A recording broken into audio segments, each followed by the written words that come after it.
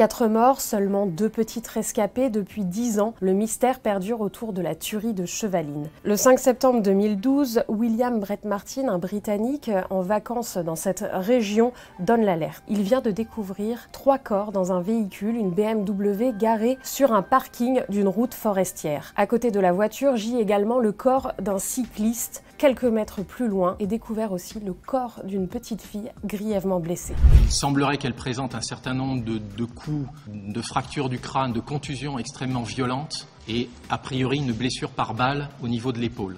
Cette petite fille, c'est Zénab Alili. Elle a 7 ans, elle passe des vacances dans la région d'Annecy avec ses parents, sa petite sœur, sa grand-mère. Ce jour-là, la famille s'est baladée dans plusieurs petits villages de la région avant d'emprunter une route forestière qui mène à ce parking. Lorsque les corps sont découverts, le père, Saad Alili, est installé au volant de son véhicule. La mère et la grand-mère sont installées à l'arrière. Tous ont été tués de 2 balles dans la tête. Le cycliste, lui aussi, retrouvé mort, un Français du nom de Sylvain Mollier, a lui aussi été exécuté. Zénab, la petite fille, elle est grièvement blessée, elle est rapidement hospitalisée et elle va survivre à ses blessures. Une autre survivante est découverte 8 heures après les meurtres, Zina, 4 ans. Elle va être découverte lors des constatations des gendarmes, cachée sous les jambes de sa mère, masquée par une jupe longue. Les premières constatations font état d'un véritable carnage. 21 balles ont été tirées en moins de 2 minutes, des balles toutes tirées par la même arme, un Luger P06, une arme de collection utilisée jusque dans les années 60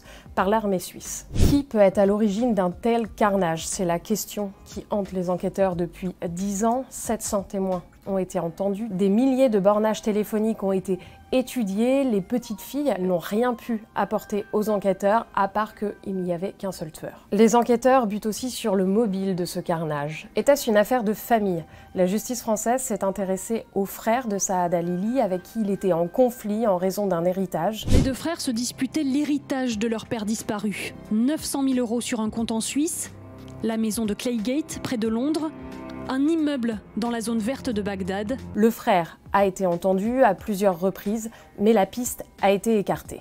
La famille a-t-elle été visée à cause du métier du père de famille, un ingénieur spécialisé en conception de satellites? S'était-il rendu responsable d'espionnage industriel? Là aussi, l'hypothèse a été abandonnée. Finalement, est-ce que ça serait pas le cycliste Sylvain Mollier qui était visé? Les enquêteurs se sont intéressés à l'entourage de cet homme sans histoire, employé dans une usine de la région. Les enquêteurs ont exploré la piste de l'ex-femme et du nouveau compagnon de cette dernière, mais là encore, ça n'a rien donné.